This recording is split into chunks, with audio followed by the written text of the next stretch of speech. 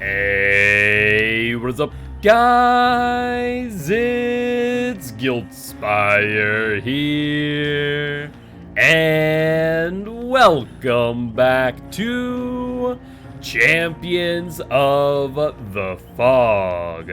Today, I am joined by TravistyOnDemand. Travesty, how you doing today? Oh, I'm doing so good. How are you doing today, Gil? Pretty good. Cannot complain. We are here for the first match of Season 1 Playoffs. Cookies versus Monarchy. And I think this is going to be one hell of a match. What about you? Oh, I'm so excited about this match. Let's go! Yeah, it should be a good time. I believe we're going to be starting off, correct me if I'm wrong, Shelby, on Gas 7 or... Gas Haven today, yes. Perfect. So I'll be starting off on Gas 7 today, and for those who don't know, for playoffs, we did reset the killer tracker for all teams. Basically, for all playoffs, all finals, it is no holds bar.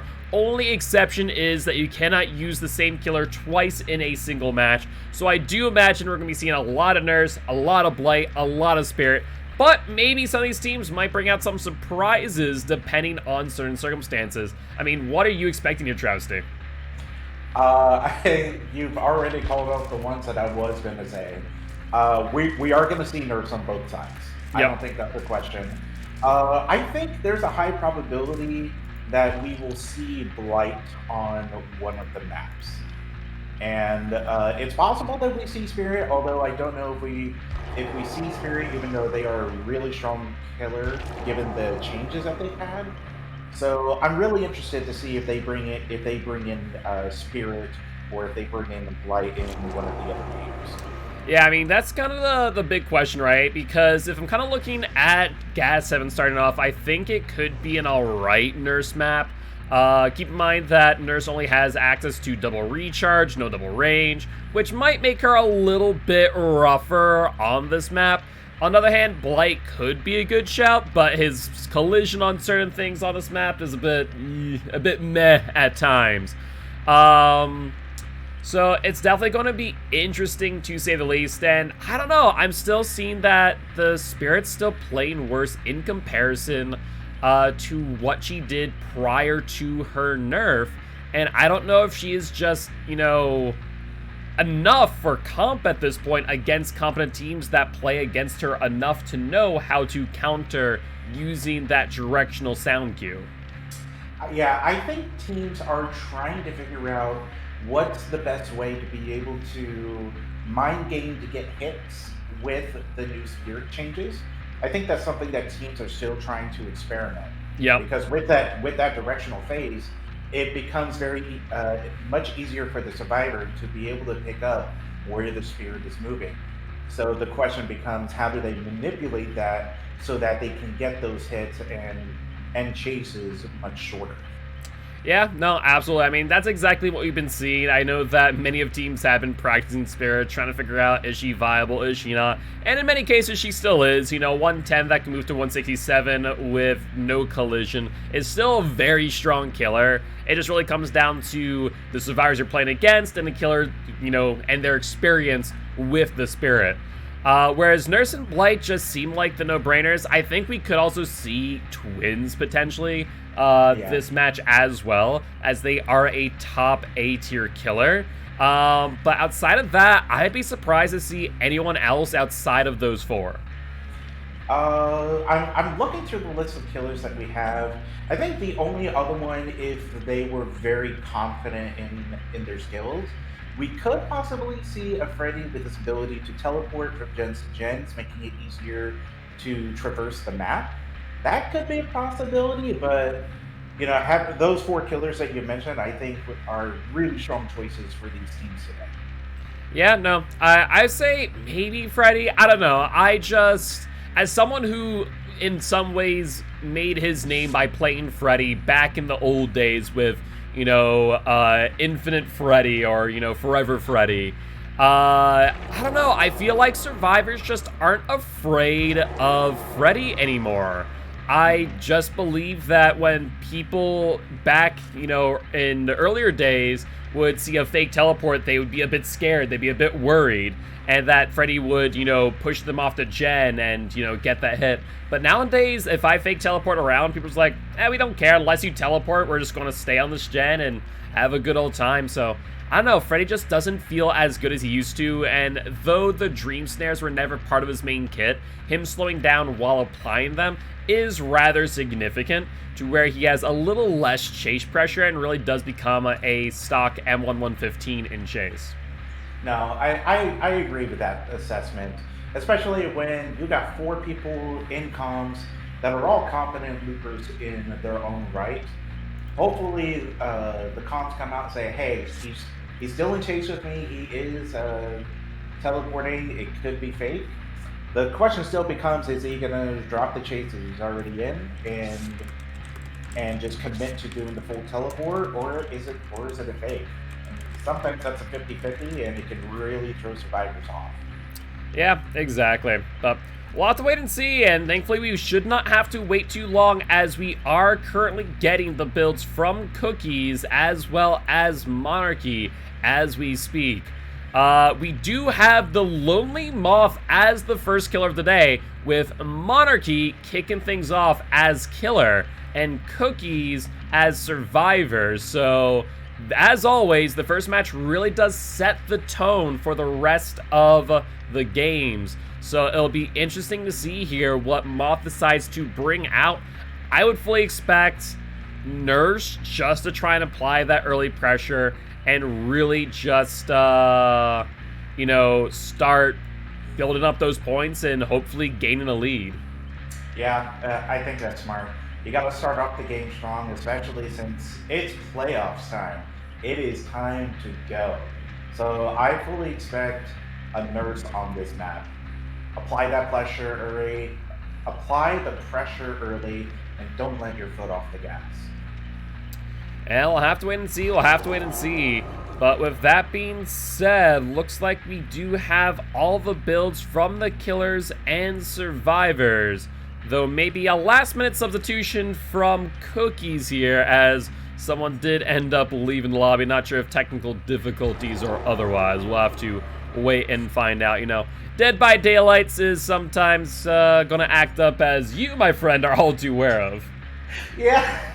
Look, here, take it from me. Sometimes VPN is great in pubs, but for this league, just take the VPN off.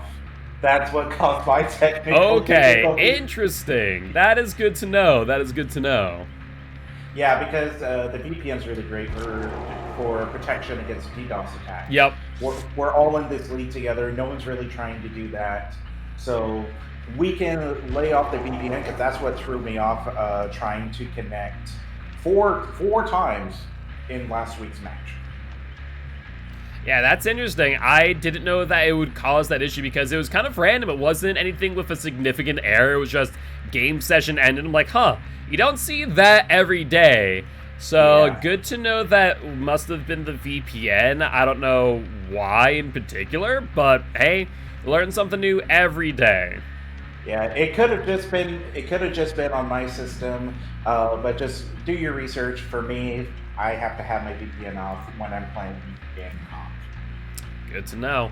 Well, while we are waiting here and have a little bit of time to chat, obviously we do not have much longer to wait for Chapter 22, Portrait of a Murder, to come out, and that means the release of the artist and Jonah, the new survivor. What are your thoughts on everything coming out from the new killer, their perks, and the new map?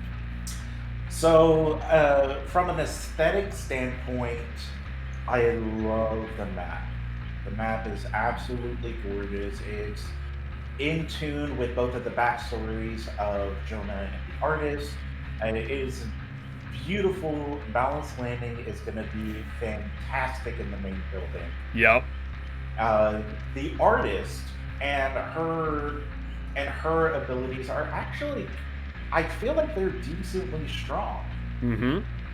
Using her crows to either get information to get killer instinct by going through walls, or getting the crows to surround the survivor if they make contact, or if they're already swarming the survivor, getting a hit. Yep. There's so much versatility with what you can do with those crows, and I think that it's going to take some adjusting to figure out the counterplay on the survivor's end on how to play against the artist. Yeah, I mean, I would 100% agree. I honestly do believe that Artist is our next S tier killer when played at the highest end.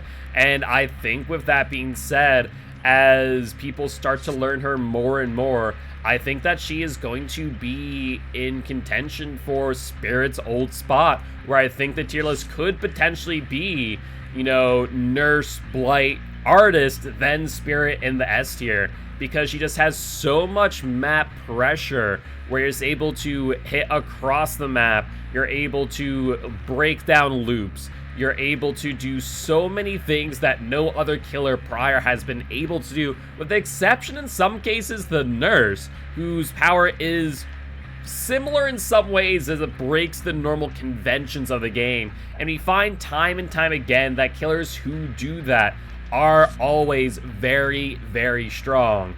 But with that being said, now that we have everyone in the lobby, I do believe we're good to go, but I'll just get confirmation from our referee, Shelby.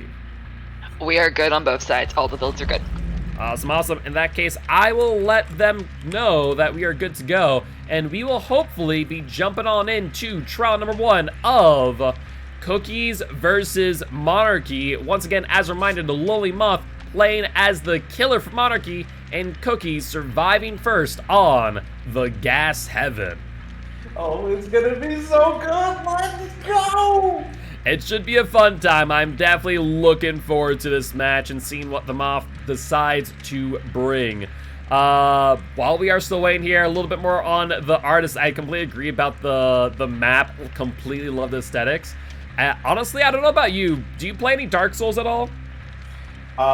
Nope. I've never played Dark Souls. Well, is there a similarity between the aesthetics just feel very Dark Souls-esque, and I am all for it. In fact, I am wicked hyped for the new Elden Ring coming out in February, so I'm going to be doing some Dark Souls streams coming up soon to get into the mood for Elden Ring when that happens. But it does appear that we are connecting to the match as we speak, so in just a few moments, we'll be spawning in. And I'm going to say my final vote on this killer is going to be the Nurse. What about you? I'm going to say, if I'm going to use a Nurse on either this map or Torment Creek, I would not choose this. I'm going to go with Blight. Just so that we have a variety between the two. All right. I mean, I could see it. Like I said, Blight's not a bad pick on this map. You just need to be very well aware of some of those slip and slide spots where collision just does not exist, like on either one of the car piles. But that being said, let's find out. And we're jumping on in, and sure enough, it is the Blight. Oh, I was right for once. Sorry, it's exciting for me when I can get a prediction right. Fair is fair, and looks like Blight finds a survivor quite early on this map. Very easily done, as the spawn logic is pretty reliable, and looks like the ace will be in chase as we move over towards the main building and dropping that pallet early to try and make some distance. Well, one thing that we didn't see is that when the slams occurred and he's a survivor, we did get an aura reading. So for sure, with that in mind, it does not look like we are going to get double C's, which we normally would see from a Blight. Yeah, so, you know, definitely not double speed. Looks like it's going to be compound 21, which is very, very strong in the right hands. A great example there of what I was kind of worried about with Blight on those slip and slide spots, and just not able to really continue with that momentum, and we already see the fruits of that chase kind of go to waste as Ace has healed himself or gotten healed by another survivor. And though the Blight is in another chase, definitely in a weaker position as Nia does narrowly dodge that hit with a life. Yeah, that was a very good life play. And getting some really good information by slamming into the wall, getting the aura read, and and getting that information to be able to get the hit on the Nia. That was a very well played. A very good play indeed, and once again, those slide spots on those cars. And for those who are not aware, do not play a lot of Blight. More or less, any of the cars that are below hip or chest height, you will simply slide off 9 times out of 10. And though that can be a boon at times if you're trying to go for a slide, it normally is a bit troublesome, though. The Blight was able to pick up the pace and get his first down here on the Feng Min. But at this point, we've already seen one generator go off, so hopefully they're going to be able to carry the momentum and start to snowball one down and hook at a time. Not only that, do you want to mention that the survivors did also cleanse a totem, which does appear to have been ruined. So definitely a really good spot for these survivors to be in, and very aggressive on the unhook, as we do see that, and an 8-second regression due to a skill check missed in the main building. Yeah, so obviously the Blight is going to go over there, but it looks like he was just too late. He was just too late. He was not able to go over there and put pressure on the survivors. But he does get a down here on the Nia. So he's going to be able to get a second hook, but with 2 gens already gone, it's not a great ratio for the killer right now. Yeah, in most pub matches, I'm okay with a 1-for-1 hook to gen ratio at the start, but once it gets to that 3rd gen completed and only 2 gens left, I feel like I need a survivor out of the game, and I imagine that Moth is probably feeling very similar. So I would be surprised if they don't go for a tunnel out on either the Nia or for the Feng Min. It looks like they're going to do exactly that, going for the Nia, and will hit BT just a little bit too early. Yeah, you know what? It is a good idea to go ahead and try and get the Nia out, because right now you've got 2 gens that are already gone. You really do need somebody gone by the time one more gen pops. Yeah, and looks like Moth was trying to get a little bit of a mind game there using Compound 21, but unfortunately Nia just holding her ground, saying, no, I am not moving from here. You can do all the bouncing you want, but I am not moving. That was not going to go. And right now, we do see the Blight in chase with the Ace right now over in that jungle gym near the shack. And I don't know if this is going to be the best idea, whether or not just to go chase with somebody else, or I would have rather stick to the Nia to try and get it. But we do see that Ace is injured and getting some information off of that Compound 21. So hopefully he's able to get it down real soon. But we see a generator going off right now. This does not bode well. However, they do end up finding the Feng Min, but just once again narrowly missing there on that hit. And there's the possibility that they will get this down and push someone to 2nd stage. But they're going to need to make this chase quick, which they are able to accomplish with a beautiful flick right there. Yeah, that was a beautiful flick, and I was honestly a little frightened when I saw that they decided to drop the chase with Ace to go with Fang, and it went very well because they were able to get the Fang down quite quickly. And another gen did pop, so we got one more gen remaining, and I wonder what the gen spread is like at this current junction time. Yeah, I mean, at the end of the day, kind of looking at it, it is kind of centered around that back corner. So it could be advantageous for the Blight, but he is opting to go for this chase on the Feng Min, who will use his pallet, which I do believe gets them some life value and will gain them some distance here. But Blight just narrowly, navigating that main area and trying to get the down, but now in the same position as they were with the Nia. And I think this chase might all be for naught, but does get the down after all. They do get the down, and I believe that Nia is the one that has life, not Oh, Fang. maybe you're right. Maybe you're right. Yeah, but they were able to finish the generator anyway, so that's all 5 gens, and with a 4th hook, and that's a death hook. That is indeed. Now, the best case scenario here for Blight, honestly, will be to try and go for one more survivor and just pretty much camp out the hook.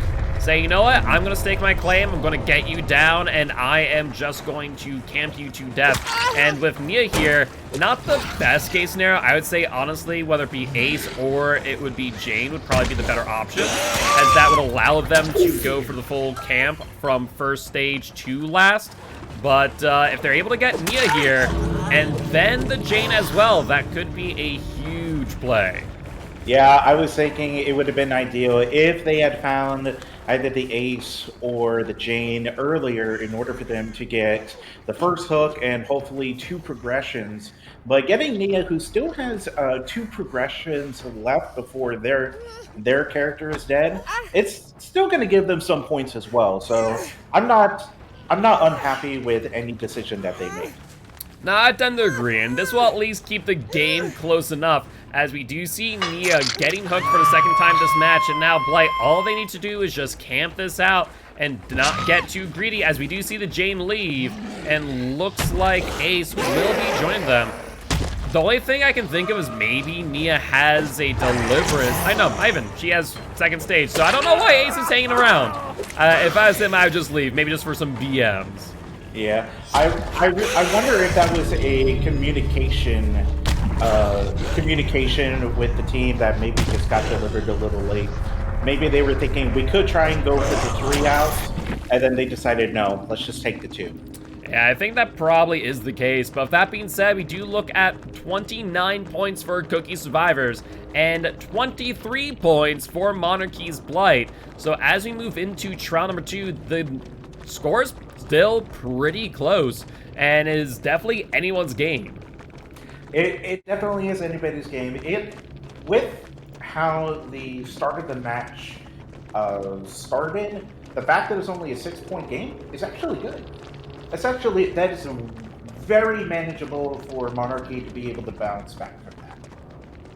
Yeah, so it's definitely going to be interesting to see what Cookies decides to bring in trial number 2. Will they respond with a Blight or go all in with the Nurse? As we said, there is that fourth alternative, you know, with either the Spirit or with the Twins, but I just think that given that it's going to be Thomas from Cookies killing first here on Gas Heaven, I would be willing to bet probably a Nurse coming in. You know, Jazzy's usually the Blight main of this team. You know, that would make sense. If Jazzy is the Blight main of their team and Jazzy's not playing in this map, if anyone was making a prediction as to if we were going to see Blight in this game 2, don't make that prediction. We're probably going to see a Nurse as Guilt expects.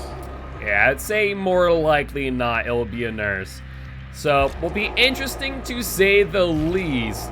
But, you know, as long as Monarchy is able to potentially get a 3-man out, that will pretty much bring them into the lead. But if we see another 2K 6 hook, you know, in last game we saw 5 hooks, 1 progression, which was close enough. You know, the game's still going to be very, very close, as, you know, that might result in a game 3 or game 4 where it really does come down to the wire. Yeah, this is one of those situations where this game's going to go all the way to game 4, and I predict that it's going to be within a 5-point margin. Okay. I think the game's going to be that close. This is playoffs. Everyone is playing extremely well. They have shown up time and time again throughout the entire league, proving that they deserve to be here. They're going to bring their A game, and they play well. This is how well they played in the last 9-10 weeks of the league. Yeah, no, I mean, you are right in saying that, and, you know, obviously these Survivors playing smart, they're playing it safe, they're trying to, you know, have the score system work for them to the best of their ability, understanding how it works after a full season.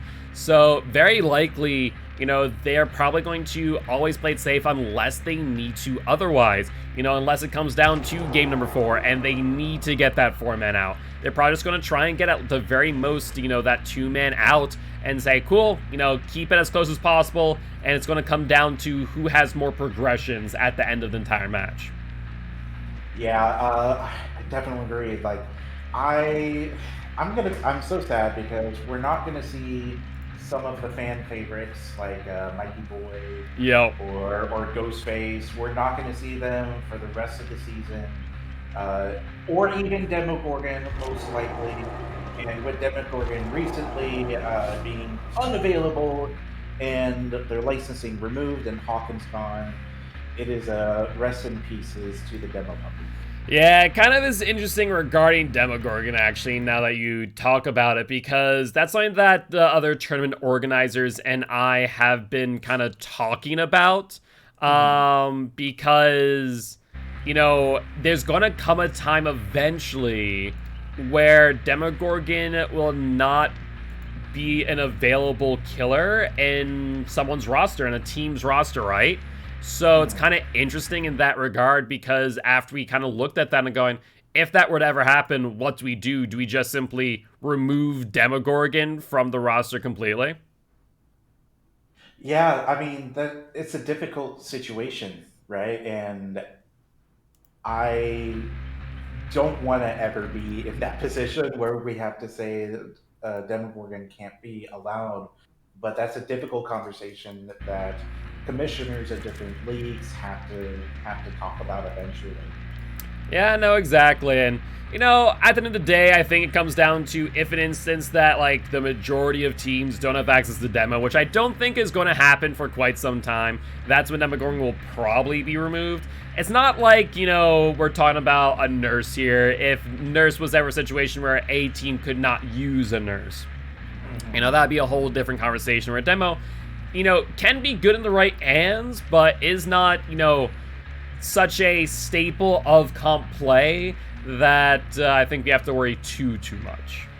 Yeah, I don't think we're gonna have to worry about it for a while, and we're not gonna see it in the playoffs here because we have so many strong killers that people are going to be bringing out so that they can get to the finals, get to the next round, and hopefully take the championship for season 1 of Champions of the Fog. Yeah, that'll be interesting to see a demo in playoffs, but who knows? Maybe if a team's feeling confident enough, they might. Oh, imagine if what's the favorite Bronx comes in with with the Demogorgon and it's just like, well, this is the only killer I play, so here we go. That's fair, that's fair. And I mean, come season 2, there's definitely going to be a little bit more diversity with the ban and pick system, where teams are going to be banning up to 8 killers at one point in time, to where, you know, they'll have to pick probably still within the A tier, unless they feel confident with Nurse, with Blight, with the Artist, and so on, where we probably going to see less S tiers, more A tiers, and maybe some in between, you know, some of those lower, you know, B and C tier killers. So definitely going to be interesting to see what happens in Season 2. Yeah, and I think a lot of this is going to depend on researching your opponents, really knowing what are they good at, and where you think you can pull the advantage from. Because Yeah. if I know someone's really good at Blight on another team, if I was one of the captains, I would say ban that killer. Yep. Because that person is extremely strong with it, and we can probably get more points by them playing a different killer. Yeah, and I mean, that's one of the big conversations to have, and the reason why I kind of like the ban and pick system, as I did model around League of Legends, actually, to where it basically allows for you to metagame a little bit, but also it forces those specialized killers to maybe branch out and go, okay, well, I'm really good at Blight. They know I'm good at Blight, so I also need to pick up another killer on top of which, or be comfortable at least playing another killer. And it really does take away that ability to be that specialized killer and kind of that go-to killer for your team. Because if teams notice that, yeah, you better bet that they're going to be banning Blight against Cookies, for example. Yeah. And I think it's going to be very interesting competitive play that Champions of the Fog hasn't had in the first 2 seasons. So it's really shaking things up, and I'm very interested to see how it goes. Absolutely, but that being said, we're jumping right on in. Excuse me. To game number 2, and we see that it is the Nurse as we expected. Yeah, and you know what? I know better than to disagree with you. You are the master of predictions, so I trusted your judgment that we were going to see a Nurse. Fair enough, fair enough. I mean, at the end of the day, what we've seen from Thomas time and time again is that they are a pretty competent nurse. So it really is going to come down to Monarchy as survivors to see how strong they are against the nurse.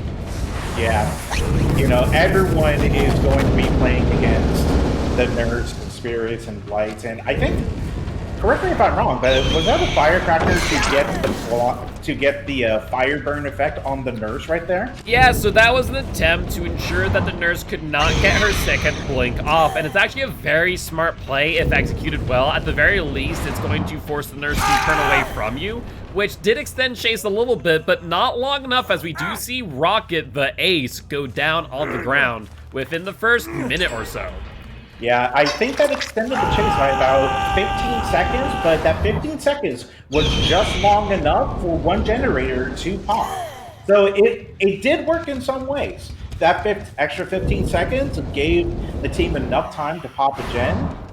I would take that. Oh, absolutely. No doubts about that.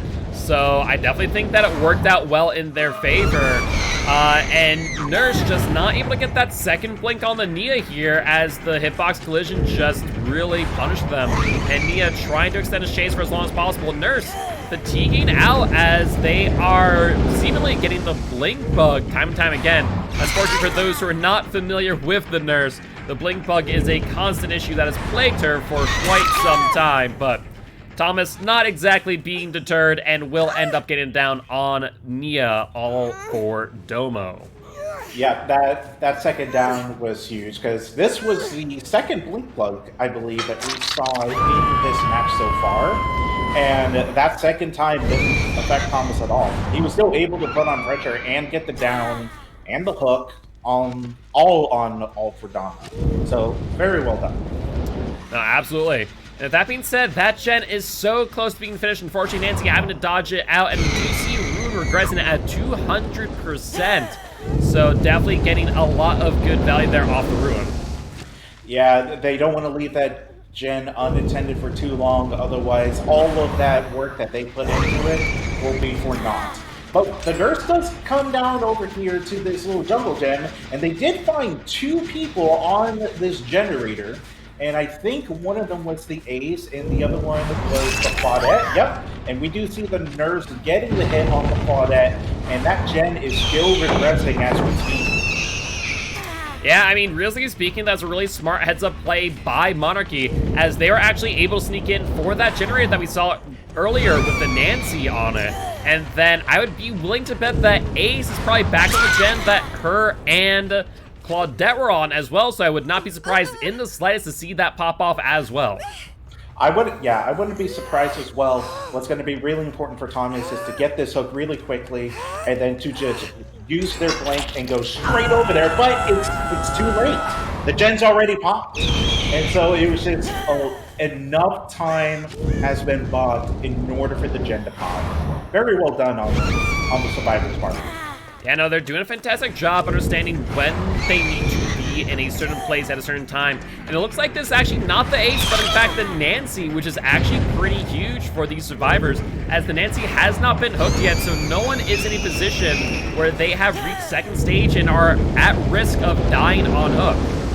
Yeah, and we did see the Nancy use Dead Hard in order to get some distance.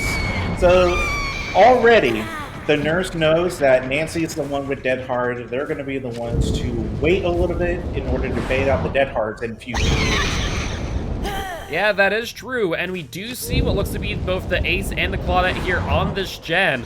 And I imagine Claudette's going to probably move over to main gen and threaten the Nurse, you know, to go and chase. If the Nurse is not able to get this down quickly, I imagine Ace will go on the gen, but she's able to keep that chase short, and it looks like the Claudette will be going up on the hook once again.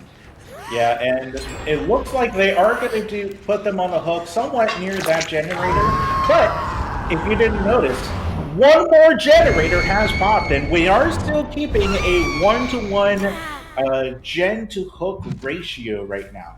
These two teams are very talented and very close with one another. So let's see what happens going forward.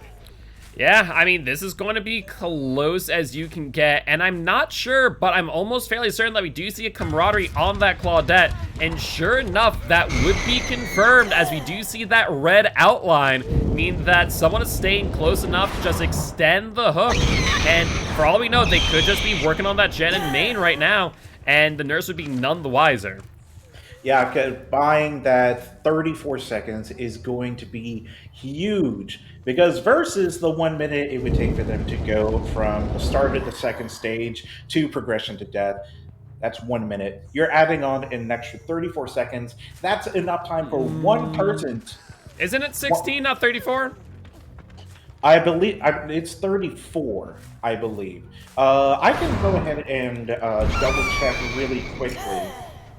So And maybe I'm misremembering kinship, aka camaraderie. I can double check real quick, but we do see that unhook nonetheless, and the flashlight from the Nancy to try and ensure that the nurse is not able to get that second blink off. But nurse not deterred. Looks like she'll be going for the Claudette and will get the down. And I believe this is a death hook on the Claudette, if I'm not mistaken. You are correct. So without any decisive strike, Claudette will be out of the game here. Also, after confirming you are correct, I got confused with the 16-meter range that you need to be in. But does appear that the nurse will not get to that gen in time, and it will pop off, allowing these survivors to go for the exit gates as we speak. Okay, so they do not want anyone else to die if they want to take the lead after this game. But oh no! The nurse knew that somebody was nearby because we saw them checking lockers, and they were able to find an ace out in the wild, and they were able to get the hit. Oh, that was very well scouted by the nurse. Yeah, just barely. If you could kind of pay attention, you were able to see the ace just slightly moving through the wall. Nurse took note of that and was able to get the down. And that there will be a two-man out, but that will result in the hook plus progression for the ace, resulting in just a few more points for Cookies than what Monarchy was able to get with their Blight, resulting in 29 points for Monarchy's Survivor team and 27 points for the Nurse and Cookies. Total score for the match as it stands is 56-52. Still really close as we go into game number 3. So once again, anyone's game. It's a 4-point difference. Quite literally, anything can happen in these next 2 games. I am so excited because now we've seen what Gas Heaven has produced for our squads. Now it's time to move on to a different map and see what the results can be in a different location. Yep, we'll be jumping over to Torment Creek, and I do believe it's going to be Jazzy on Cookies, killing this time round. Now, it feels like we had this conversation 15 minutes ago or something like that about Jazzy possibly being a Blight main for their team. We could possibly see a Blight, but, I'm not 100% positive on that.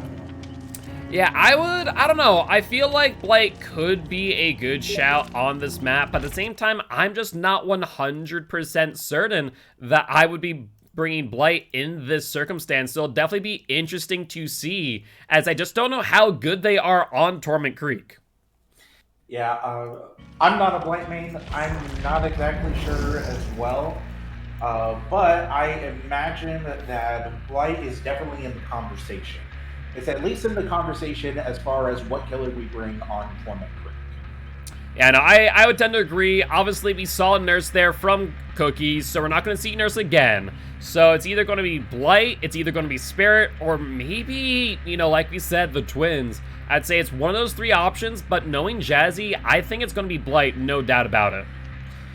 I think that Jazzy, if they're the most comfortable with Blight and they're going to be playing in this game no matter what, you want to bring out the killer that is the most comfortable and also one that is really good in your hands. So yep. I wouldn't be surprised if I saw Blight. Absolutely, absolutely. Well, that being said, we are in the lobby and just waiting on Monarchy. Looks like they're going to be doing some strategy. Now they know who the killer is. I imagine they're probably, like we said earlier, kind of metagaming a little bit, going, okay, you know, Jazzy's a Blight main. What do we need to bring? What builds do we want to bring? So on and so on and so on. And that's one of the nice things about when you're playing against specialized teams. You know, teams that have those players that really are focused in on a specific killer, that you can kind of make your build around that. Yes, I'm trying to think about, besides exhaustions, because we know that a lot of survivors are going to be equipped with at least one exhaustion perk in their setup. I'm thinking of perks that if you're going against a blight, you would want to have. One of the ones I keep thinking about is resilience in order to get the increase in vaulting speeds. I could see that being very strong, and it's already strong in its own regard because you're getting that extra 9% to repair speeds, to healing speeds, for vaulting when you're injured, and it can produce a good amount of time if you're able to get the correct fast vaults needed to prolong chases. I can see that. I can see Spine Chill. And there's many possibilities that I can think of where I can go. If I'm going against the Blight, perhaps someone on this team should be running with these perks. Yeah, I think there's also a conversation to have that maybe with Blight you could look into body blocking to some degree. It definitely is easier said than done, given that Blight can apply a lot of really great pressure. But maybe if these teams are confident in their body blocking abilities, I could see maybe a Medal of Man with something like Desperate Measures or Botany Knowledge to try and get those heals a little bit faster, ensuring that, you know, those chases are going to be extended artificially by introducing, you know, a moving palette more or less. Yeah, I think that body blocking is a very smart strategy that we're seeing, not just against Blight, but we're seeing it against a lot of killers, and there are some that just happen to bring in Force Penance in order to counter it. So if you know a team is really strong, and their common tactic is to take body blocks in order to extend chase, the killer may want to bring in Force Penance in order to say, no, no, no, no, we're not having that anymore. Not in my house. Get out of here. Yeah, Get out of here. That is a fair point. I mean, we have seen Force Penance used in a number of situations for that exact reason. You know, do I think we're going to see that today? Probably not.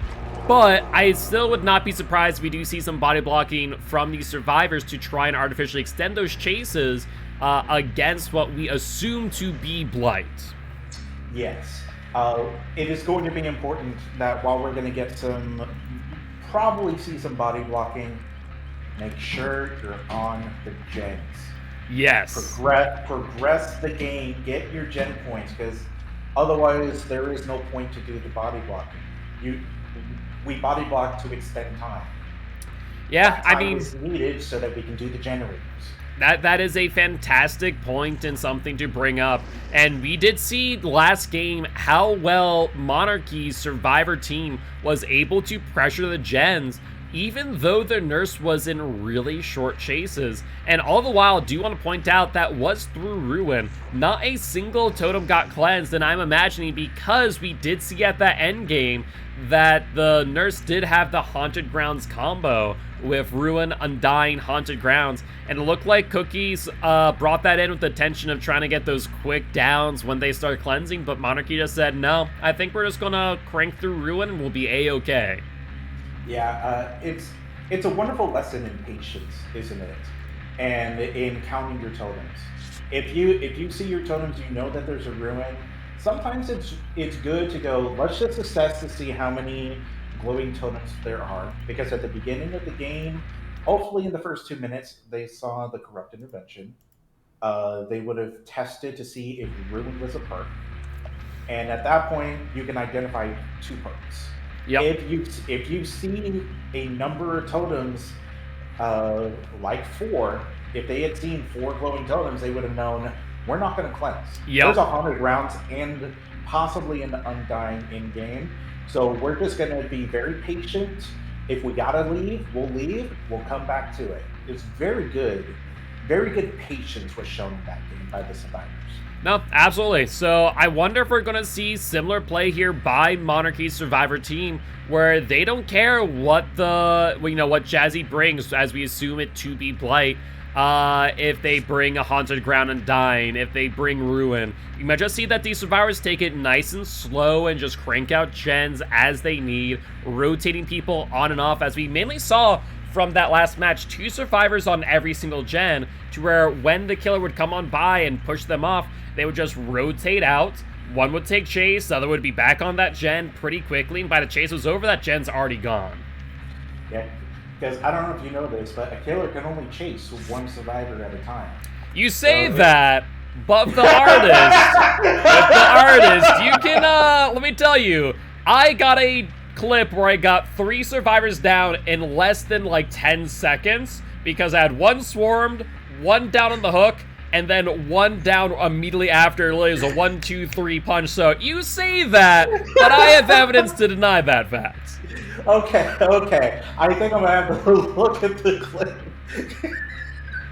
Oh, sorry, that caught me off guard. I apologize.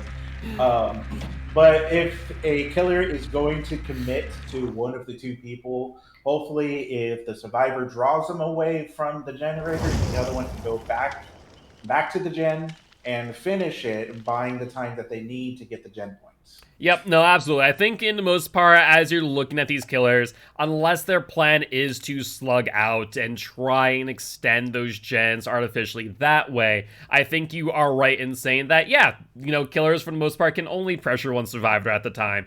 And if that is the case, if survivors are doubling up and rotating onto those gens efficiently, as we did see Monarchy do, it is going to result in situations where it doesn't matter how quickly those chases are. But that being said, we are jumping right on in, and sure enough, it is a Blight. Oh, this is going to be interesting. I'm very intrigued to see what perks, what lineups that we're going to see with Cookie. What we are seeing from our perspective, we are seeing 3 gens that are blocked by the entity. So we already know they're bringing in a Corrupt Intervention.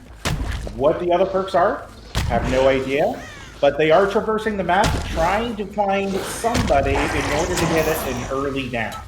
Yeah, exactly. And we see here that Jazzy is bringing the tried and true double speed add-ons with the Blighted Rat and Blighted Crow. So we'll have to wait and see if that's the right play in comparison to Compound 21, which we did see Moth bring in Shroud 1, but they will end up getting a hit on the Ace, and let's see if they can follow up with a quick down here, or if Ace is going to be able to carry himself long enough for Monarchy's Survivor team to get some gens done.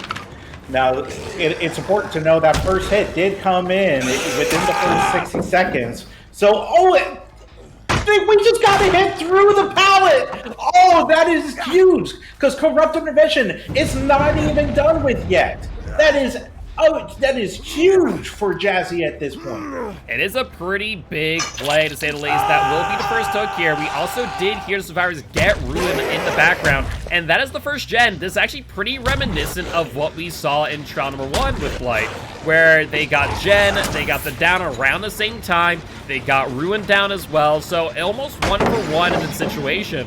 It really just now comes down to if Jazzy's able to apply the pressure they need, as they do hit the Gen with Pop Goes the Weasel.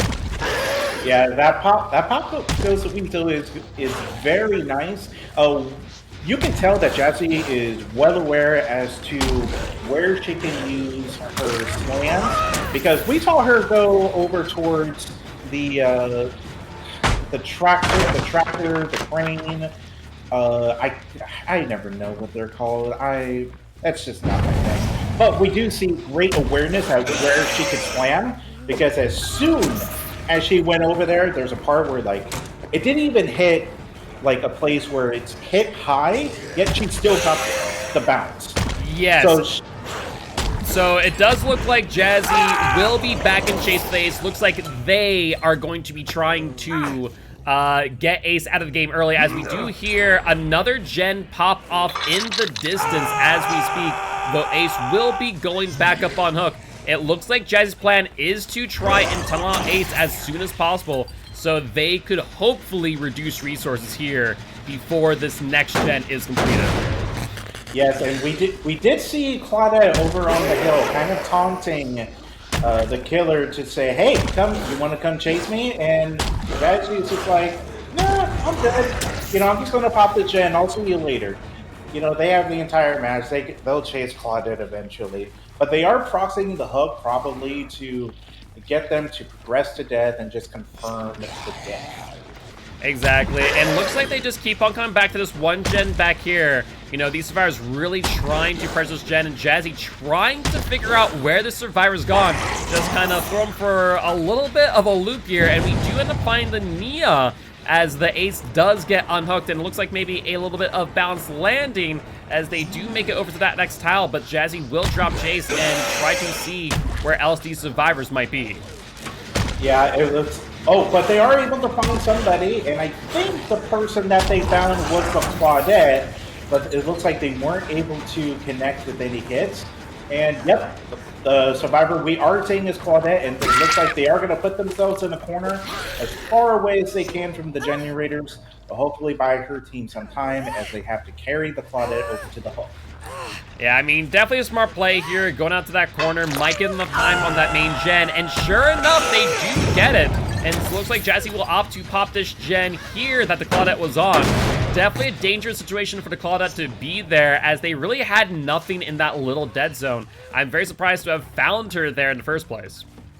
Yeah, it looks like they were trying to ensure that if there was a 3-gen, because it looked like there was a possible 3-gen with the gen they just popped, the one that Jazzy just went to, and the one that got popped, it looked like a manageable 3-gen, and they were trying to ensure that they got rid of that as soon as they could.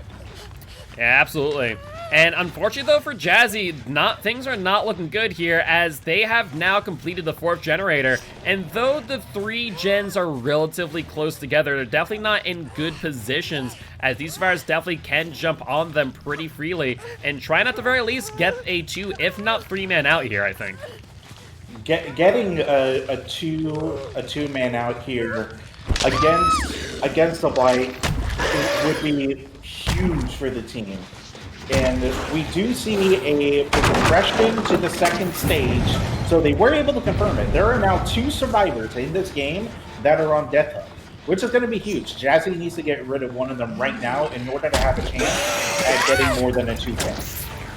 Yeah, I would tend to agree. So looking like the main course of action here, based on the way these survivors playing, is just get that 2K, ensure that it's only a 2-man out at the very most.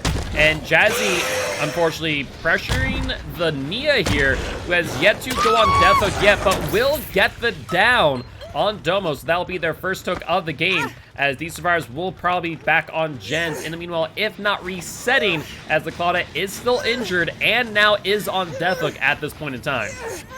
Yep, that is absolutely true. I wonder if they decided to try and secure points where they could, so that they can go over, check on the gens to see what has the most progress and be able to use their cocktails for reason. I wonder if that's what went through their heads. More likely not, you are correct, and we do see both the Nia and Nancy here.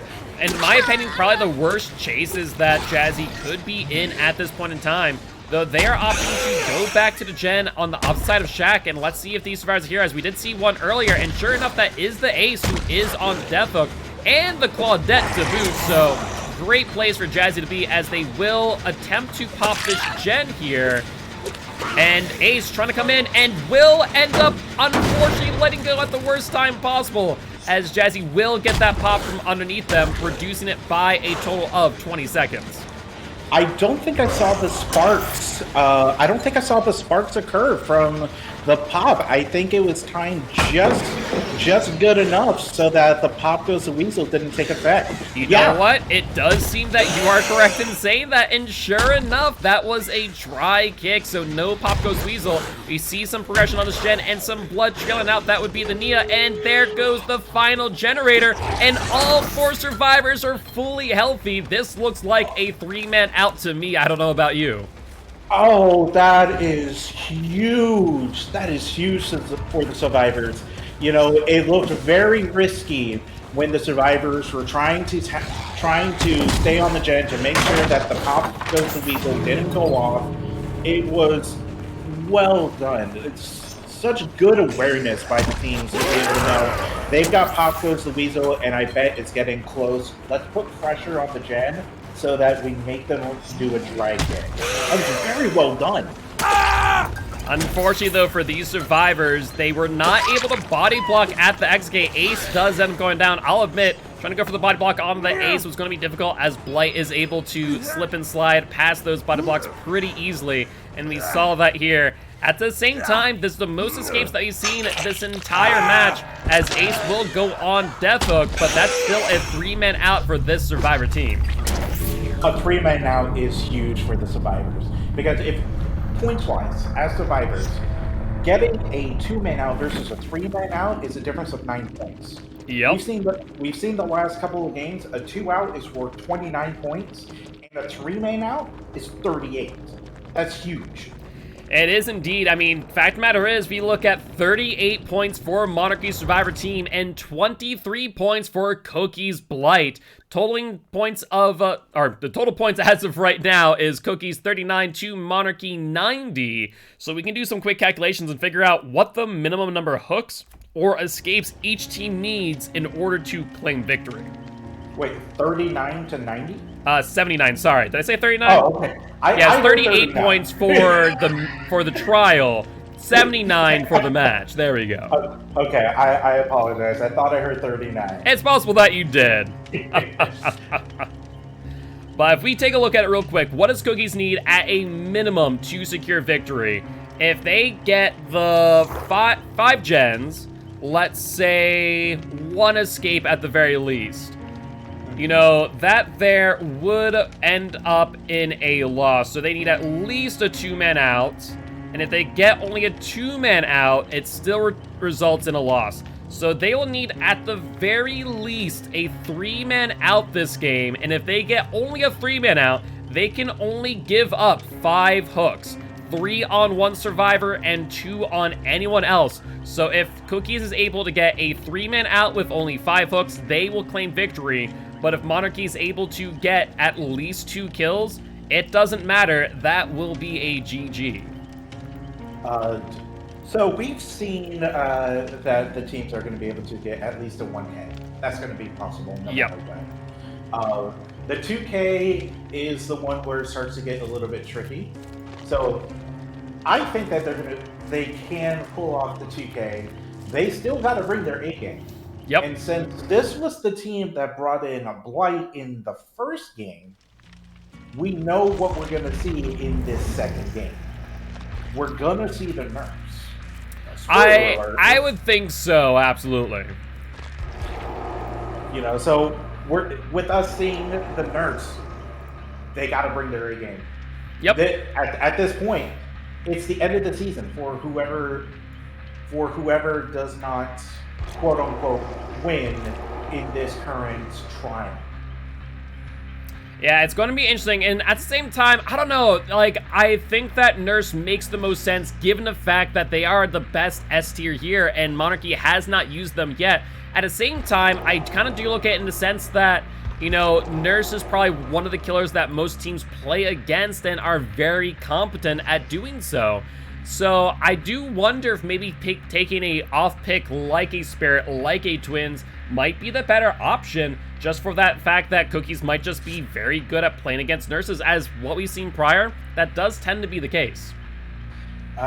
You know, I could see that being a possibility, that maybe we see Twins because the map is a little bit bigger, you know, just a little bit, and you can apply a lot of slowdown with the Twins. it is possible that you can get that 2K with the Twins if you're slowing things down, you're choosing the correct perks, and you're getting into the correct chases that you need to be getting into. I can see a realm that we live in that we see a Twins in this next match.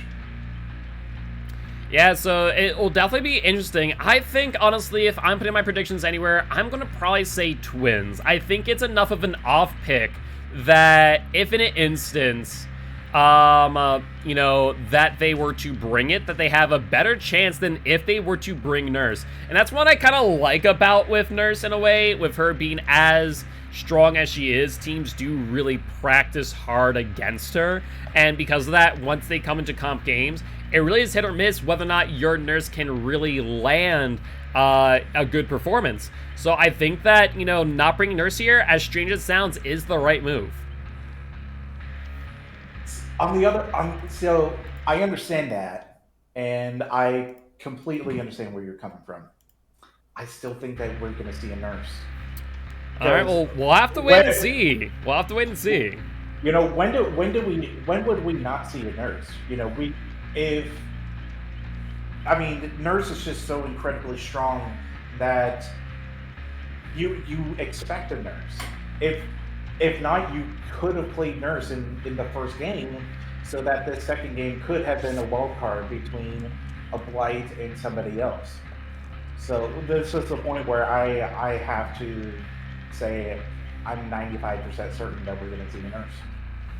All right, well, we'll have to wait and see, as we do have all 4 builds set and ready. I believe at this point we are now just waiting on the killer build to be confirmed. And I think that Moth might just be going back and forth between what they choose to do. Yeah, they're probably having a discussion with the captains just to see like what is going to be the best strategy. You know, because they know what the stakes are. They know this is the last chance. So they're debating either 1 of 2 killers, or they're debating what perks, and maybe perks that will throw the survivors just a little bit out of whack. Maybe it's not the standard. Who knows? Yeah, I mean, that is a fair thing. You know, I'd be surprised, though, if it is a Nurse, I'd be surprised not to see the Ruin, Undying, and Haunted Ground combo. So I'd be surprised there at the very least. I can see that. I could also see maybe not using Undying. It is possible, and I say that because Haunted Grounds is mainly used as a factor to not cleanse the totems.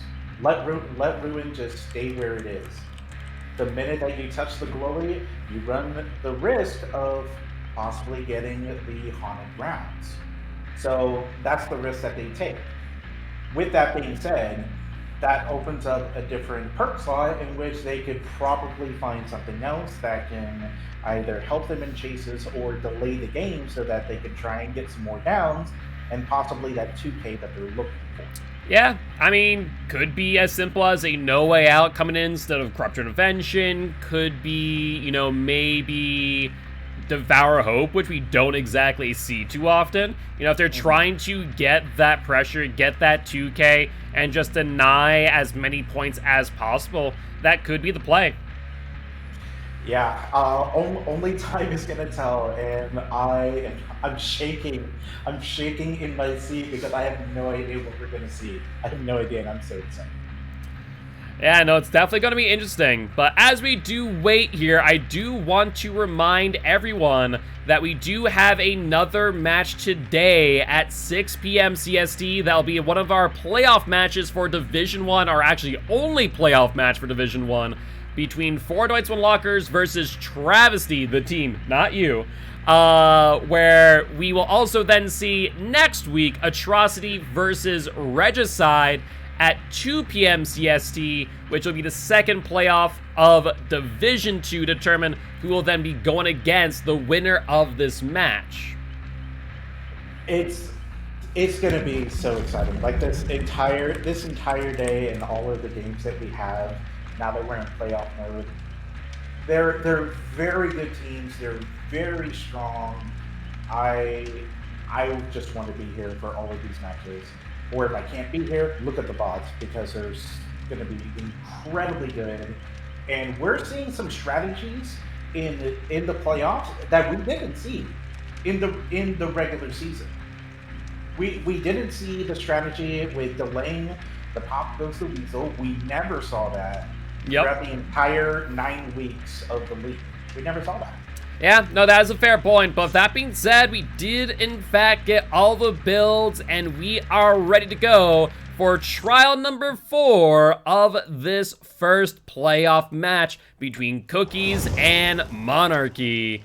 So, time will tell whether you were right, whether or not they brought a nurse or maybe an off pick like I think with potentially the Twins and or the Spirits. And going into this final game, guys, good luck. I wish both of you the best of luck in this game. Remember, it is just a game. Let's show love, let's show positivity, and let's show support for one another, no matter what the outcome is. That is fair, and absolutely. At the end of the day, we are all here for the same reason, and that is the enjoyment of competitive Dead by Daylight. So definitely be kind to one another and be respectful out in chat, whether it be during or after the match. But I do believe we might be seeing a similar moment of Dead by Daylight being Dead by Daylight here, as we did earlier with a session closed due to unexpected circumstances. Everyone's still in lobby, so I'm not sure what's up about that. Hopefully we can just jump right on in. We'll be good to go. Otherwise, might have to ask for those who might have a VPN, as you said, to turn that off, just in case that is what's causing the issue. But this time around, everything's looking good. Everyone seems to have loaded in. So I think we're gonna be seeing in just a moment what Monarchy has brought to the table for their final killer.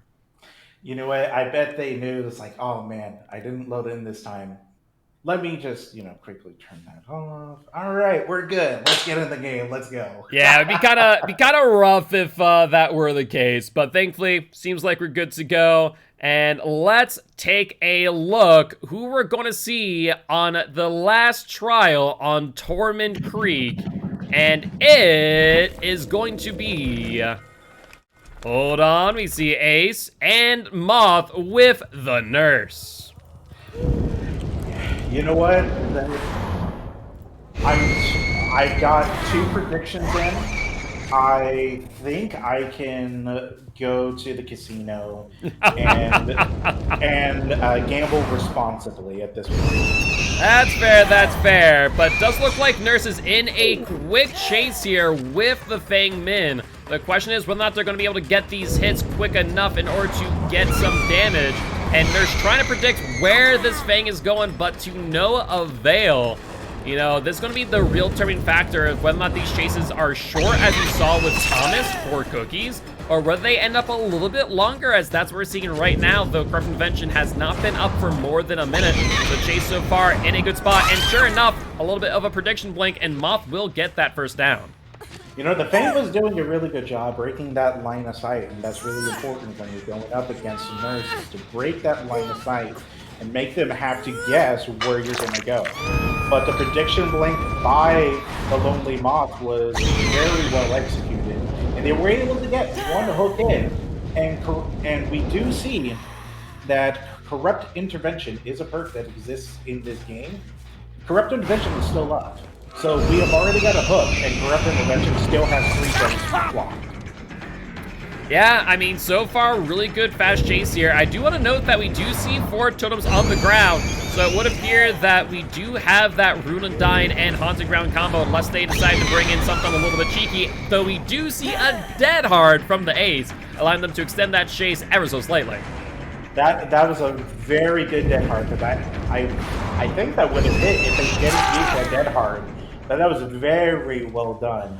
And on top of that, we are getting a second down, and Corrupt Intervention is still up. That's huge. But I suspect, now that we see it, Corrupt Intervention is now gone, and we've got 2 hooks with 5 gens still remaining. Yeah, which is pretty huge, and a little bit different than what we saw with the prior Nurse match. you know, previously we saw instances where no matter how many chases went on, it was always a gen per chase. But this time around, this could potentially be a third down before the first gen is completed, and that could be huge for Monarchy. You know, we do talk about, you know, the first chase is very important. You know, it depends on how long that first chase is, because that's really going to set the tone. Because at that point, you're having to get people off the gens quicker. The chase goes down incredibly fast, which is what I think we're seeing.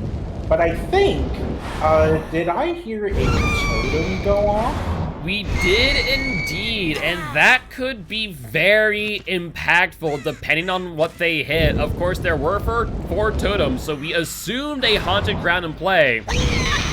So, going to be interesting to see whether or not these survivors hit haunted ground or undying. So, only time will tell, though it does appear that the nurse is now following a survivor that is injured. So, potentially no haunted ground value will be gotten if so. Yeah, because if I'm the killer and it did happen to go off, I wouldn't want to go against somebody who is injured. I would want to go up against somebody that has full health. But we do see a minute here. And so it looks like, oh, they were able to get it. They do get a hit, but there was no haunted grounds. So either the time just popping off, you know, that 60 seconds passing before they're able to get the hit, or they just were unlucky and did not get haunted ground value, so only time will tell. And looks like they're gonna get greedy here and will go for the down on the Jane as well with two survivors on the ground. This could be a GG at this point. It could be having two people down against a nurse right now. It's not the best spot that you want to be in. We are going to see a fourth hook. This hook is gonna be in the basement. I wouldn't be surprised if we get the fifth one, but we do see Jazzy getting up. I don't know if there was a teammate nearby or if they had Unbreakable. Only time will tell. Yeah, that could be pretty huge if they were able to get Unbreakable out. I do want to point out, though, that is the fourth hook of the game, and I did mention that if they get 5 hooks in 1K, you know, that there isn't exactly a way for Cookies to come on back. So it is a possibility here that if they simply just camp out the next hook, whether it be this one on Ace or the current one in basement, that would potentially result in a win. Yeah, and it looks like the nurse is coming back to the main building just to ensure that we may get a second stage. But we do see a second generator proc, which is actually good. You need the gens to start flying. If they need to sit on that second hook, I think they're okay with that because they know that they're falling a little bit behind in tempo. Yeah, it's definitely going to be interesting to say the least, but Ace trying to get that stun on the nurse, just not able to make it happen. And looks like that will be a progression down in the basement, and Ace narrowly dodging that hit with a good dead hard. We're seeing some really good timed dead hards coming in by Thomas, actually. So it was very well done on his part. Absolutely, and looks like they were able to find Jazzy, and Jazzy will go for that flashlight, and it will end up blinding Moth. The Moth not being deterred, and will end up getting the down on Jazzy nonetheless. All right, so that's okay, because hopefully the nurse is far away and someone can get the unhook, because if that person dies, I believe that's going to be GG. And we do see the unhook coming in right now, but the hook is going to be so close to that basement, the nurse is going to put pressure on the Nia in order to secure the kill. Yeah, I mean, it's a no-brainer at this point. That's your first person on death hook, though it does appear that they did go into the locker. Nurse trying to fake it out, but looks like we'll see whether or not this is decisive bait or not. And sure enough, they do have that decisive strike, but, I mean, it's against the nurse. That 5-second stun timer ain't gonna mean much when she can blink right on top of you. And sure enough, Moth does just that, and this here might be the end of the match. This might be the GG. And they pick them up, and they're gonna put them... Are they gonna put them back in the basement? I mean, why waste hooks, right? Why waste hooks? Yeah, of course. I mean, you know... The hooks in the basement will always be there. they're never going away, so might as well use them, right? But that being said, we do see A, the death on Ania, but B, also another totem popping off. And we'll have to wait and see if that is potentially another haunted ground, as they are now in chase with Jazzy once again. Jazzy trying to use that flashlight to try and make some distance, but just not able to make it work, as the nurse does get the insta-down with the haunted ground. Yep, haunted ground gave them some good value.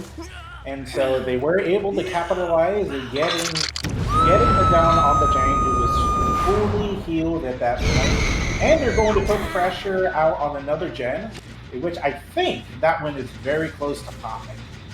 It is indeed, and we do see scratch marks here as well. Moth searching around trying to get another hit, and they do find the Fang Min. And let's see if this is within the haunted ground timer, and sure enough, there is the down from the haunted ground, and that there will be another hook for the Fang Min. And I do believe that she is on death hook, so that will be 2 survivors out here in trial number 4. And if the first death wasn't a, this one is going to be for sure. Oh, excuse me. But yeah, Cookies has played magnificently throughout this entire league. They've played some fantastic games. And so the only thing that's left to see is what the results will be for this 4th trial. Yeah, it's definitely gonna be an interesting match. See if Cookies might end up getting at least the 1-man out, as they do pop off that 4th generator. Unfortunately, though, as we did mention before the trial started, all Monarchy needed was a 1K with 5 hooks, and they were able to accomplish that and then some with the 2K at the very least here. So Moth can definitely walk away pretty happy with the results of this match. Yeah, and they have the satisfaction of knowing they got another week to go. And this time, the Lonely Moth was patient. They knew that the Ace had the dead card. So instead of trying to go for the swing, they just waited, knowing that the Ace would probably use their exhaustion. And they did bait it out, and that bait, it did buy them a little bit more time so that they're not getting down. And of course, as soon as I say that, the Ace gets down. Yep, so they will be going back up on hook. This here will be their 2nd hook for the Ace. And at the end of the day now, I mean, the most that Cookie's going to ask for is probably a 1-man out via the hatch. I'd be quite surprised if they were able to get this last generator. And surprised to see Moth not just camp this out to close out the match. Yeah, but I don't know if it's going to matter, but there is a 3-10 over by main, and we do see an unhook happening.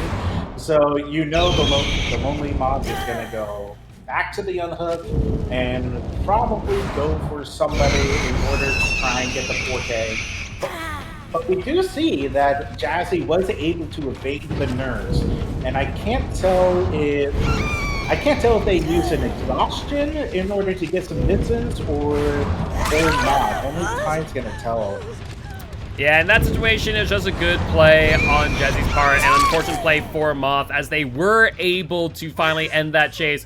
But prior, they ended up playing in right on top of Jazzy. They just didn't notice, and by the time they did, it was already too late for them to get the hit. And this here will be the final hook for Jazzy. And that there will be a 3K for the Lonely Moth, at the very least, as Ace will now make a mad dash for the hatch, but Lonely Moth and Ace now ending up in a chase instead. They are. It's gonna turn into who can find the hatch first. Is it gonna be the Ace, or is it gonna be the Lonely Moth? And right now, given the speed of things, I'm gonna go with, I don't know, the Lonely Moth. I think here, Moth is just going to try and box them out, try and get this hit here, ensure that they're able to get some mind games. I love this, mind gaming as the nurse, not caring that you are slower than the running survivors. And will end up getting the hit on the U-wall, as they now try and go for the down on the LT. With no hatch in the media area, I do believe that this here will be a 4K for Monarchy, as Nurse once again just not caring to blink. This is a no blink Nurse match right here. Yeah, it doesn't matter. It doesn't matter at this point. It's turning into a one-on-one basketball match of where you're gonna go. I'm gonna block you out. You can't go over here. Go where you're gonna go. Yeah. Looks like Mother's gonna catch up. Looks like maybe Bloodlusting Ace trying to corner tech into a dead hard, but Moth not falling for it. And that there will be the 4K for Monarchy. Monarchy has really shown up this week. This nurse game was extremely impressive. Job well done to Monarchy, and we are going to see them in the next round of the playoffs. Very, very well done. Very well done. Absolutely, absolutely. So whoever wins between Atrocity and Regicide will be going up against Monarchy. So very well done to both teams here. GG, well played. And that being said, that shall result in 14 points for Cookies, 47 points for the Nurse and Monarchy. And total points overall for this match, 93 to Cookies and 137 for Monarchy. So GG, well played to both teams, and congratulations for Monarchy for moving on to the next round of playoffs. Now, with even though it was only like a 40-something point difference, it doesn't truly showcase how close this game was. It really doesn't. It went down. It went down to the final game, because even then the lead wasn't. It wasn't that drastic. Both teams have played tremendous throughout this entire season. Congratulations to Monarchy, who is going on to the next round, and we are going to see you versus the winner of next week's match. Awesome, awesome. Well, that being said, that there will be the end of this stream. But before we go, we do have another match at 6 p.m. CST with Ford and Twinlocker versus Travesty. Once again, the team, not this one. So make sure that you are there for that. But before we go, Travesty, where would people find you if they wanted to go say hi next time you are live? You can find me on Twitch at twitch.tv/TravistyOnDemand, where all of the moves I make in my games are quite the travesty. And of course, guys, I am your commissioner as well as an educational Dead by Daylight player, Giltspire. Definitely make sure to stop on by and say hi next time we are live at Sunday, 7 p.m. CST for some Dark Souls, and Monday, 7 p.m. CST for some Dead by Daylight. With that being said, we'll see you later. Bye-bye!